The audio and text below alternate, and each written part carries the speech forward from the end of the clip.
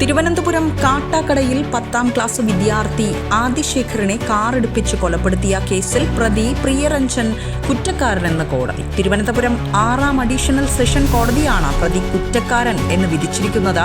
മുൻ വൈരാഗ്യമാണ് ഇത്തരത്തിലൊരു സംഭവത്തിൽ എത്തിച്ചേരാൻ കാരണമായത്. കൂടുതൽ വിശദാംശങ്ങളുമായി നന്ദന ചേരുന്നു. നന്ദന, എന്തൊക്കെയാണ് ഒടുവിൽ ലഭിക്കുന്ന വിവരങ്ങൾ? തിരുവനന്തപുരം അഡീഷണൽ സെഷൻ 6ാം കോടതിയിൽ നിന്നാണ് ഇത്തരത്തിലൊരു വിധി വന്നിട്ടുള്ളത്. ആദിശേഖർ കൊലക്കേസിൽ പ്രതി പ്രിയരഞ്ജൻ കുറ്റക്കാരനാണെന്നുള്ള വിധിയാണ് വന്നിട്ടുള്ളത്.